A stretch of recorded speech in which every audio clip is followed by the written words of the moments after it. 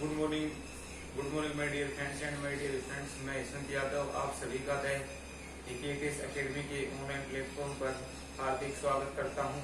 मैं आपको general science पढ़ाऊंगा, ग्रीक, पटवार, डेलिब्रेशन जनरल साइंस के लिए। जैसा कि आप जानते हैं कि जनरल साइंस में 3 पार्ट होते हैं। पहला पार्ट फिजिक्स, दूसरा केमिस्ट्री, तीसरा बायोलॉजी। तो मैं आपको इसमें से इसका एक पार्ट केमिस्ट्री पढ़ाऊंगा। इसमें से कौन किस प्रकार से क्वेश्चन आएंगे, क्या इनका क्राइटेरिया रहेगा, कौन से टॉपिक से क्वेश्चन आएंगे, इसके बारे में हम चर्चा करेंगे। तो हम देखते हैं कि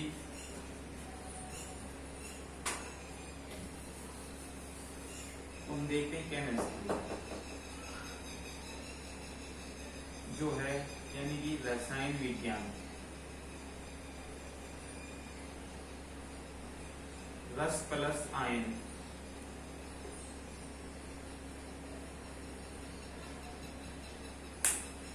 रस प्लस आयन बराबर रसायन, या द्रव कहें या लिक्विड कहें,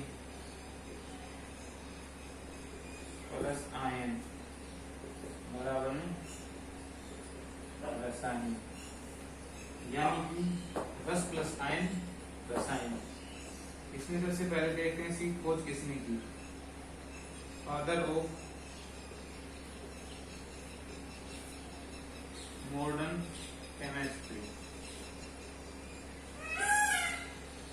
एक वैज्ञानिक थे एंटिनो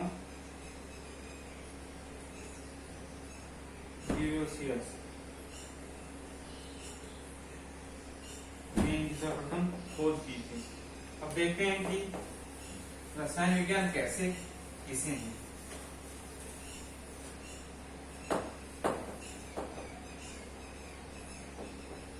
डेफिनेशन, पदार्थों के गुणों, उनकी संरचना एवं संगठन के अध्ययन को ही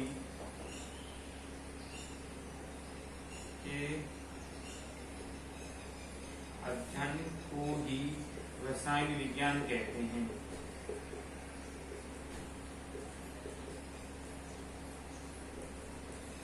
यानी कि पदार्थों के कोई ना कोई गुण होंगे, उनकी संरचना एवं संगठन होगा, उनके अध्ययन को ही हम रसायन विज्ञान कहते हैं।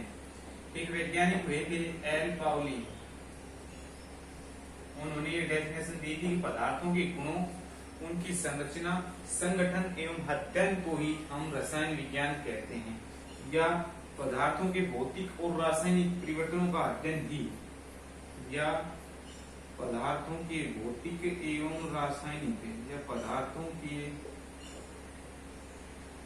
भौतिक एवं रासायनिक परिवर्तनों का अध्ययन ही, भौतिक वह रासायनिक परिवर्तनों का अध्ययन ही, परिवर्तनों का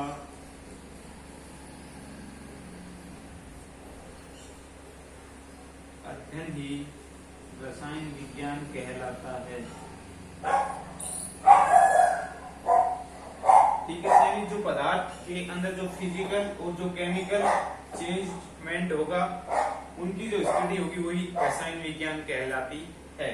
अब हम बात करते हैं कि कई बार अक्सर एग्जाम पूछ लिया जाता है रसायन विज्ञान के खोजकर्ता का क्या नाम है, रसायन विज्ञान की खोज किसने की। तो इसके लिए सबसे पहले रसायन विज्ञान के मॉडर्न आधुनिक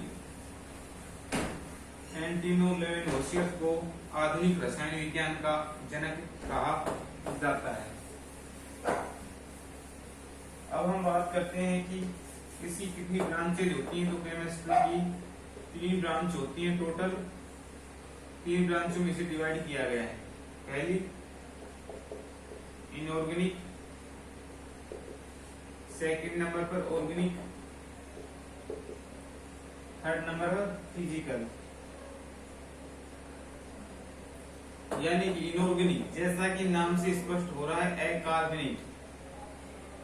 यानी कार्बन नहीं होगा। इसमें से आपको कार्बनिक अकार्बन युक्त कार्बन, इसमें से कार्बन नहीं होगा। इनमें धातु अधातु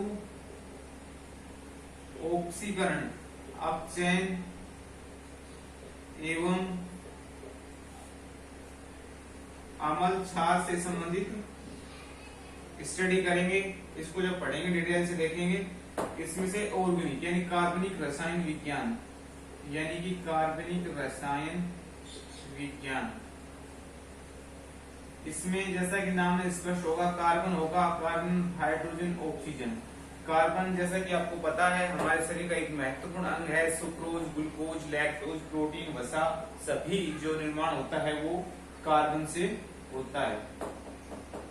ठीक है, अब हम देखते हैं कि कार्बन से युक्त होगी फिजिकल केमिस्ट्री, जिसमें भौतिक गुण, पदार्थ के रंग, अवस्था,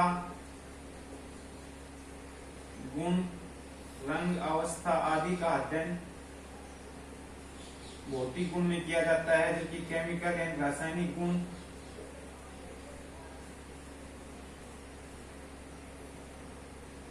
अभिक्रियाओं से संबंधित अध्ययन रासायनिक गुण में किया जाता है। गंध और अभिक्रियाओं से संबंधित अध्ययन रसायन विज्ञान में किया जाता है। अब हम बात करते हैं कि जो हमारा रसायन विज्ञान है उनका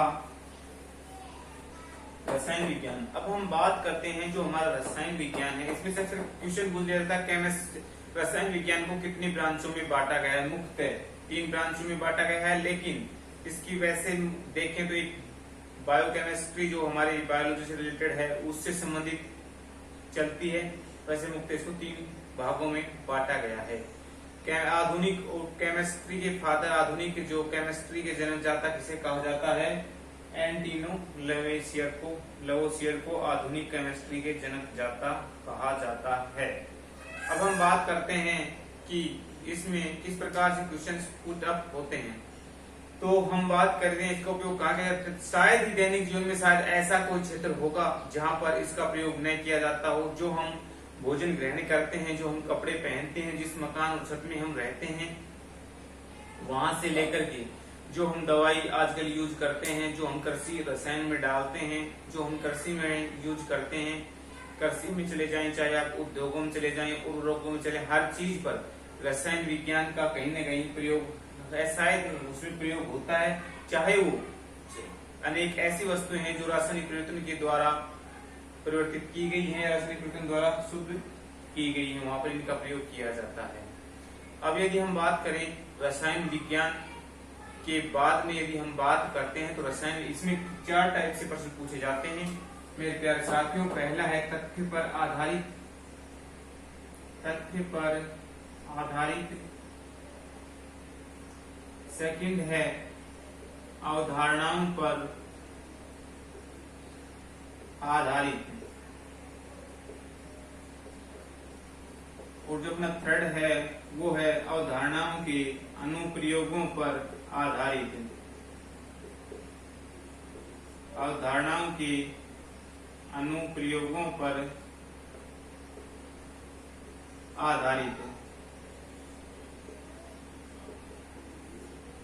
जैसे कि प्लास्टर ऑफ पेरिस बना होता है, प्लास्टर ऑफ पेरिस बना होता है। ठीक है ना। रसायन विज्ञान तथ्य पर आधारित कोई तथ्य देकर पूछेगा, उसकी क्या अवधारणा होगी, उसके आधार पर और अवधारणाओं के अनुप्रयोगों पर आधारित प्रश्न पूछे जाते हैं। इसमें देखें एक छोटे से हेडिंग की कहां से, जैसे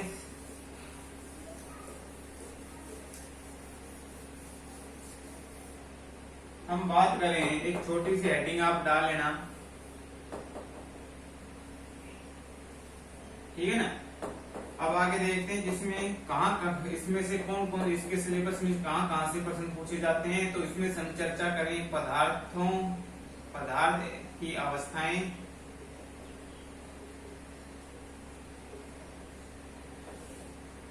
फर्स्ट नंबर पर है, और सेकंड नंबर पर पूछे जाते हैं ईंधन फ्यूल से संबंधित,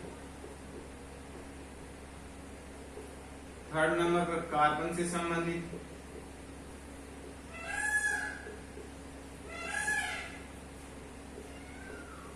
परमाणु है अणु से संबंधित,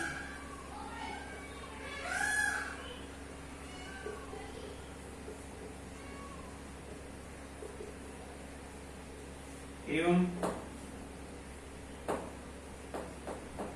दैनिक जीवन में रसायन विज्ञान का महत्व। और नंबर 6 है वो है अम्ल, क्षार एवं लवण। ठीक है, अब इनमें से हम पहले बात करें तो हम करते हैं पदार्थ एवं पदार्थ की अवस्थाएं। पहला टॉपिक है पदार्थ एवं पदार्थ की अवस्थाएं। पदार्थ एवं पदार्थ की अवस्थाएं। तो सबसे पहली बात है पदार्थ। पदार्थ हम किसे कहेंगे? इसे कहते हैं पदार्थ। देखिए, जिस वस्तु जिसका निश्चित भार होगा एवं जिसका निश्चित स्थान घेरेगा एवं जिसका पृथ्वी पर भार होगा उसे हम पदार्थ एवं जो ज्ञानेंद्रियों द्वारा नाक, कान, त्वचा, कान, गला के द्वारा महसूस किया जाएगा उसे पदार्थ कहते हैं। सिंपल शब्दों में कहो, जिसका भी भार होगा, द्रव्यमान होगा अंतरिक्ष में एवं जिसे नाक, कान, गला इंद्रियों द्वारा महसूस किया जा सकता है एवं जो स्थान घेरता है उसे हम पदार्थ कहते हैं। यानी कि एवरीथिंग यू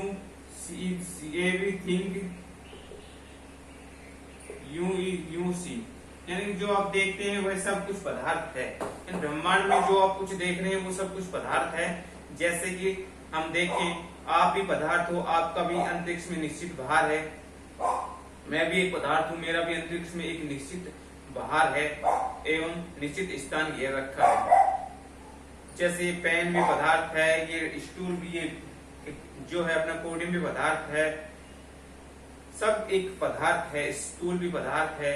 जैसे कि ये पदार्थ, जैसे प्लास्टिक भी एक पदार्थ है, लोहा भी एक पदार्थ है, एल्यूमिनियम भी एक पदार्थ है, पत्थर भी एक पदार्थ है, लकड़ी भी एक पदार्थ है। जैसे हम बात करें कि जैसे प्लास्टिक है, तो प्लास्टिक से आपने कुछ भी बना दिया, प्लास्टिक से बोर्ड बना दिया, ये क्या हो गई? वस्तु। प्लास्टिक से ये पेन, मार्कर बना दिया, तो ये क्या हो गया?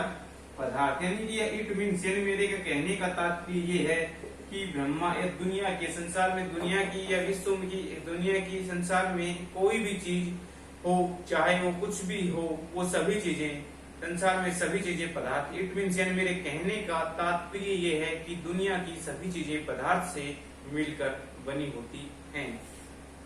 जैसे हम प्लास्टिक की बात करें, प्लास्टिक से बोर्ड बना दिया, प्लास्टिक से मार्कर बना दिया, तो ये क्या होगी? वस्तुएं। यानी कि यदि जब पदार्थ को, जब वो निश्चित आकृति यानी स्पेशल शेप ग्रहण कर लेती है, एक्सेप्ट कर लेती हैं, तो वो क्या कहलाती है? वस्तु। इन पदार्थ वे जो कि निश्चित आकृति को, आकार एवं आकृति ग्रहण कर लेती है, तो वस्तुएं कहलाती हैं। जैसे प्लास्टिक एक पदार्थ है, मार्कर एक वस्तु होगी, ये बोर्ड एक वस्तु हो गई, चेयर एक वस्तु हो गई, ये पोडियम एक वस्तु हो गई।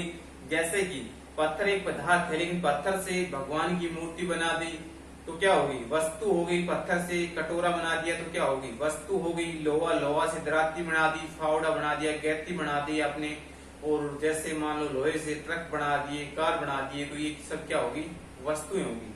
यानी इट मीन्स, मेरे कहने का तात्पर्य ये है कि जब किसी पदार्थ को निश्चित आकार एवं आकृति में, जब पदार्थ को स्पेशल आकार एवं आकृति दी जाती है तो वो वस्तुएं कहलाती हैं। ठीक है, अब हम बात करते हैं जो पदार्थ हैं वो कितने प्रकार के होते हैं। तो सबसे पहले हम पदार्थ की बात करें तो पदार्थ मुख्यतः दो प्रकार के होते हैं। भौतिक संगठन के आधार पर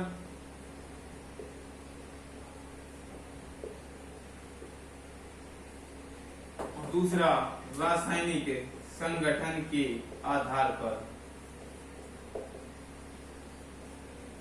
ठीक है, ठीक है। अब हम देखें भौतिक परिवर्तन संगठन, मतलब इसमें पदार्थ के अवस्था रंग इनमें परिवर्तन होगा। इसमें देखा जाए तो इसमें मूलतः पदार्थ कितने प्रकार के होते हैं? मुख्यतः 3 प्रकार के होते हैं, ठोस, दूसरा यानी कि लिक्विड, द्रव, लिक्विड और गैस। कितने प्रकार के होते हैं? 3 प्रकार के होते हैं, फिजिकल,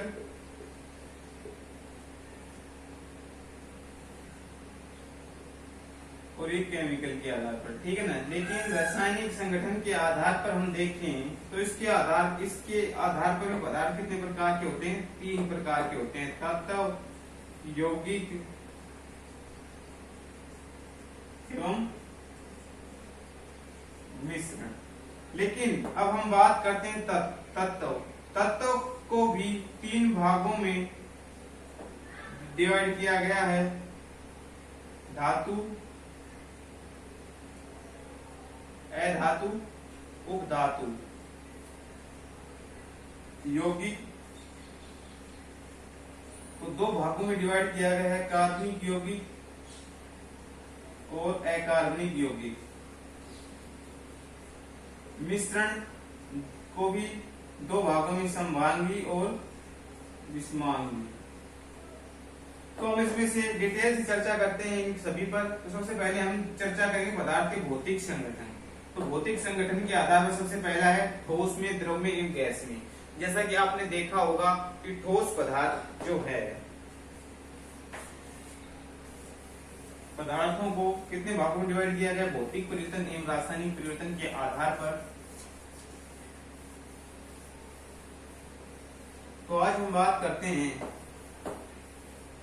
भौतिक संगठन के आधार पर।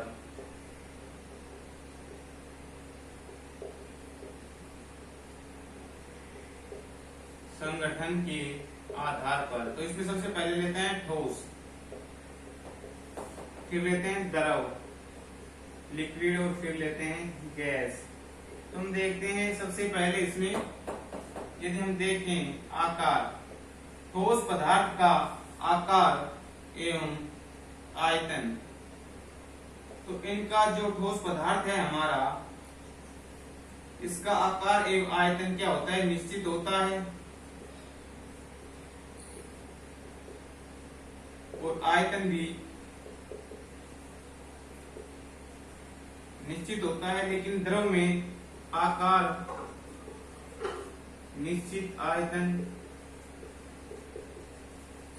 अनिश्चित, जबकि गैस में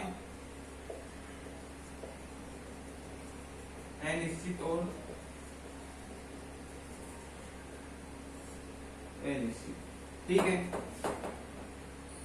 आकार अनिश्चित कैसे होता है? इस तरह सबसे बेस्ट एग्जांपल हम लें, जैसे लकड़ी ले लिया हमने सबसे बेस्ट एग्जांपल। तो लकड़ी जो होती है, लकड़ी है या फिर बर्फ, दोनों ले ली, लकड़ी है बर्फ है। जैसे कि आकार निश्चित होता है, जैसे कि आपने किसी कंटेनर में द्रव को जमा दिया, एक गोल कंटेनर में जमा दिया, तो उसकी आकृति गोलाकार हो गई, यानी आकार उसका निश्चित हो गया। एवं उसमें कुछ भार भी होगा, कितना उसमें, जिसमें उसको वो कितना स्थान घेरती है, वो उसका क्या कहलाता है? आयतन। तो उसका कुछ आयतन भी होगा। जैसे कि आपने ये है, मान लो इसमें से मान यहाँ तक आपने जमा दिया, ये क्या होगी? बर्फ। यदि इसने गोले में आपने इसमें जमा दिया, तो इतना जो आकार घेरेगी वो क्या कहलाएगी? ठोस। अब इसमें देखिए द्रव की आकार तो निश्चित निश्चित होता है, अनिश्चित होता है। क्यों? क्योंकि द्रव का आपने कभी कोई देखा है कि कोई जैसे रंग होता हो, तो जिस भी पात्र में डाला जाता है उसका ही एक रूप धारण कर लेता है, ठीक है ना। यदि इसमें कोई कलर डाल दिया जाए, जैसे कॉपर सल्फेट, तो जो हमारा लिक्विड है या द्रव है उसका रंग कैसा हो जाएगा? अनिश्चित। लेकिन आयतन जिस भी पात्र में हम डालते हैं तो वो क्या कहलाता है? आयतन। अब देखिए आयतन क्या होता है? द्रव्यमान बटे में घनत्व, ये घनत्व बराबर में द्रव्यमान बटे में आयतन। ठीक है। घनत्व का मान बढ़ेगा, द्रव्यमान का मान बढ़ेगा, और घनत्व का मान घटेगा तो आयतन का मान भी कम होगा। आप इस हिसाब से देख सकते हैं। द्रव्यमान बाहर होता है, जैसे कि W बराबर में mg, जी गुरुत्वाकर्षण बल होता है, कितना ऊपर गुरुत्वाकर्षण वेट होता है, m द्रव्यमान होता है और ये गुरुत्वाकर्षण बल होता है। आयतन जैसे जैसे आयतन बढ़ेगा ये घनत्व अपना कम होगा। जबकि गैस में आकार गैस तक आपने देखा होगा, इसमें डाल दे उसी के अनुसार पात्र के अनुसार रूप धारण कर लेते, उसी के अनुसार धारण कर लेते हैं। गैस में कोई रंग नहीं होता है, कोई उसकी आकृति नहीं होती है, और जिस बड़े पात्र में डालो तो बड़े का और छोटे में डालो तो छोटे का। लेकिन जल में आप देखा होगा, एक बीकर में हमने डाला मान लो 100 ml जल डाल दिया यहाँ तक, लेकिन यही जल हमने एक गोलाकार बर्तन में डाल दिया 100 ml, तो इसका मतलब आकार तो कुछ भी नहीं होता है, लेकिन जो आयतन है वो तो निश्चित है भाई। 100 इसमें मिलेगा आपको और 100 ही इसमें मिलेगा, ठीक है। अच्छा, इसको स्पीकर में डाल दिया यहाँ तक 100, तो इसका आकार और ये आपको निश्चित मिलेगा। लेकिन यदि गैस को हम देखें तो गैस को यदि बड़े पात्र में डाल दिया तो बड़े पात्र के अनुसार वो अपने आप को संपीड़ित कर लेती है, और यदि छोटे पात्र में डाल दिया तो छोटे पात्र के अनुसार संपीड़ित कर लेती है, ठीक है। अब यदि हम बात करें ठोस के कणों की,